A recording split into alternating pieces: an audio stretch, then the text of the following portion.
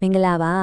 ါမြန်မာနိုင်ငံမှာအဖြစ်အများဆုံးကျန်းမာရေးပြည်ထနာရေးတွေကတစ်ခုဖြစ်တဲ့သွေးတိုးယောဂအကြောင်းကိုဒီနေ့ကျွန်တော်တို့အတူတူလေ့လာကြည့်ကြပါမယ်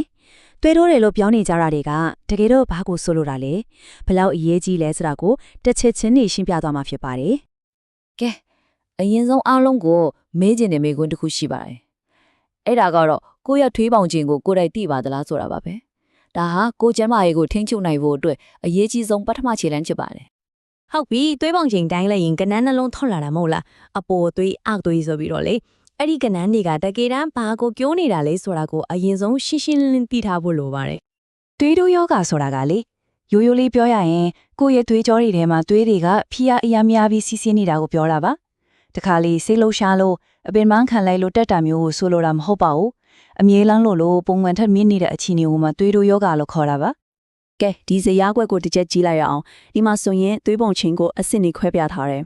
optimal ဆိုတာကအကောင်းဆုံးခြေနေပါ30 80အောက်မှာရှိနေတာမျိုးပါအဲ့ဒီကနေတဖြည်းဖြည်းတက်လာပြီး grade 3ပြင်းထန်အဆင့်ထိရှိပါတယ်အရေးကြီးတာကကိုယ့်ရဲ့သွေးပုံချင်းကဒီတဲ့ကဘယ်ကနေမှကြာနေလဲဆိုတာကိုသိဖို့ပါပဲ သွေးတိုးယောဂကိုတိတ်တိတ်လီးနေတဲ့လူတသမားလို့တောင်တင်စားခေါ်ကြတယ်ဘာလို့လဲဆိုတော့အများစုကဘာမှမခံစားရဘူးနေကောင်းနေတယ်လို့ပဲထင်ကြတာပါဒါပေမဲ့အဲ့ဒီလိုဘာမှမခံစားရတာကပဲသူ့ရဲ့အန်ဒရီယာအကြီးဆုံးအပိုင်းထင်နေတာပါ ဟုတ်ပါတယ်အဓိကပြဿနာကအဲ့ဒါပဲ asymptomatic ဆိုလိုတာကယောဂလက္ခဏာလုံးဝမပြသတော့ပဲဖြစ်ပါတယ်ခေါင်းမူတာစကြောတက်တာတွေကသွေးတိုးတိုင်းဖြစ်တာမဟုတ်တလို့သွေးတိုးရှိတိုင်းလဲဒါတွေမဖြစ်တတ်ပါဘူးအဲ့ဒီတော့လက္ခဏာမပြရင်ဘာကအန်တရရှိတာလဲဆိုတဲ့မေးခွန်းထွက်လာတာပေါ့ အဲ့ဒါဘောနေလို့ထိုင်လို့ကောင်းနေတာပဲဘာမှလည်းမခံစားရဘူးဆိုတော့ဘာကိုစိတ်ပူစရာလို့လေတကယ်အန်ဒရီယာကမျက်စိနဲ့မမြင်ရတဲ့နေရာမှာတိတ်ထိတ်လေးဖြစ်ပြနေတာပါ အန်တရေကဒီမှာပါသွေးဖျားလိမိနေတဲ့အင်ခါအဲ့ဒီဖျားတံကိုခန္ဓာကိုယ်ထဲကအရေးကြီးတဲ့အင်ကာအုပ်တိမ်တွေကတောက်လျှောက်ခံနေရတာပါအထူးသဖြင့်နှလုံးဦးနောက်ကြောက်ကနဲ့မျက်လုံးတို့လိုအင်ကာလေးကတဖြည်းဖြည်းနဲ့တိတ်တိတ်လေးဖြစ်စည်းသွားတာမျိုးပါ ကဲဒီလောက်အန်ဒရီယန်များမှန်သိပြီဆိုတော့သွေးတိုးယောဂရှိမရှိဆိုတာကိုဘယ်လိုတီတီကြကြသိနိုင်မလဲဘယ်လိုအတီးဖြူကြမလဲစက်ကြည့်ကြရအောင်ပါ အဓိကမှတ်ထားရမယ့်ကဏ္ဍကတော့ဒါပါပဲ 140/90 အပေါ်သွေး140အောက်သွေး90စီကမှာစနစ်တကျတိုင်းတာတဲ့အခါဒီကဏ္ဍဒါမှမဟုတ်ဒီထက်ကျော်နေတာတွေထပ်ခါထိနေပြီဆိုရင်အဲ့ဒါသွေးတိုးယောဂလို့သတ်မှတ်လို့ရပါပြီ ဒါပေမဲ့ဒီနေရာမှာတတိထားရမှာတစ်ခုရှိတယ်တခါတိုင်းလို့140ကြောင်90ကျော်နေုံနဲ့ငါသွေးတိုးယောဂဖြစ်ပြီလို့ကောက်ချက်ချလို့မရသေးပါဘူးဘာလို့လဲဆိုတော့သွေးပေါင်ခြင်းဆိုတာကပြေးလာပြီးကားစားစိတ်လှုပ်ရှားနေတဲ့အချိန်တွေမှာလည်းခဏကျက်နေတတ်လို့ပါဒါကြောင့်တခါတည်းနဲ့ဆုံးဖြတ်လို့မရပါဘူး အဲ့ဒါကြောင့်ယောဂကိုတိတိကျကျထပ်မှတ်ဖို့အတွက်လုပ်ရတဲ့အဆင့်လေးရှိပါရီတွေးမကြိုက်ငင်အနည်းဆုံး9မိနစ်လောက်ငင်းငင်းလေးအနားယူရမယ်ထိုင်နေတဲ့အနေထားနဲ့တိုင်ရမယ်ပြီးတော့အရေးကြီးဆုံးကမတူညီတဲ့အနေတွေမှာအနည်းဆုံး2ကြိမ်3ကြိမ်လောက်ပြန်တိုင်ကြည့်ပြီးမှသွေးတိုးယောဂဟုတ်မဟုတ်အတည်ပြုနိုင်တာပါ ဟုတ်ပြီအခုသွေးတိုးယောဂကြောင့်သူ့ရဲ့အန်ဒီရယ်လေးအကြောင်းသိသွားပြီအားမငယ်ပါနဲ့သတင်းကောင်းကဘာလဲဆိုတော့ဒီရောဂါကိုထိန်းချုပ်လို့ရပါတယ်အဓိကကနေထိုင်စားသောက်မှုပုံစံကိုပြောင်းလဲတာကနေစရမှာပါပထမဆုံးကတော့ရှော့ရမယ်ဖြတ်ရမယ်အပိုင်းမှာအဓိကတရားခံနေမှာစားပါပါတယ်အငန်တက်ကိုတတ်နိုင်သလားရှော့စားရမယ်ဆေးလိပ်တောက်တဲ့ရင်လုံးဝဖြတ်ရမှာမယ်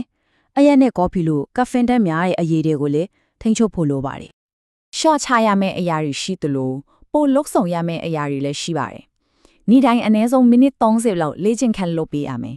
အသီးရွက်တွေကိုအရင်ကထပ်ပို့စားပေးရမယ်ဝင်နေတဲ့ဆိုရင်ကိုယ်အလေးချိန်ကိုပုံမှန်ဖျက်အောင်ချရမယ်ပြီးတော့စိတ်ဖိစီးမှုတွေကိုလည်းကောင်းကောင်းစီမံခန့်ခွဲတတ်ဖို့လိုအပ်ပါတယ်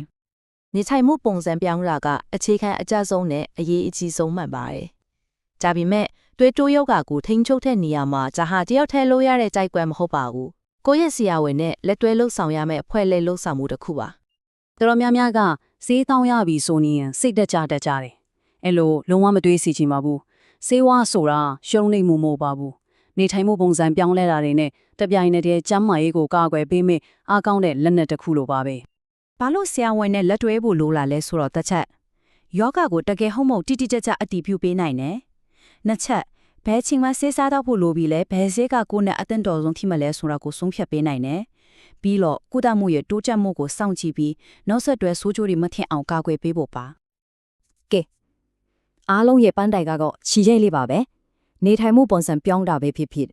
စေးတောက်တာပဲဖြစ်ဖြစ်အဓိကကသွေးပေါ်ခြင်းကိုဘေးကင်းတဲ့အဆင့်ဆိုလိုတာက 140/90 အောက်ကိုပြန်ရောက်အောင်ထိန်းထားဖို့ပါပဲ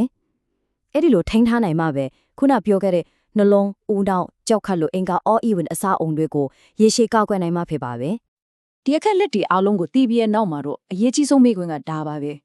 ကိုကျမ်းမာရဲ့အတွက်ဒီနေ့ဘာဆက်လုပ်ကြမလဲအဝေးကြီးစဉ်းစားစရာမလိုပါဘူးပထမဆုံးနဲ့အလဲဆုံးလုပ်နိုင်တာကကိုသွေးပေါင်ချိန်ဘယ်လောက်ရှိလဲဆိုတာကိုသိအောင်လုပ်ဖို့ပါပဲအဲ့ဒီနေ့စားပြီးကျမ်းမာတဲ့အနာဂတ်အတွက်ပထမဆုံးခြေလှမ်းကိုဒီနေ့ပဲအတူတူလှမ်းလိုက်ကြရအောင်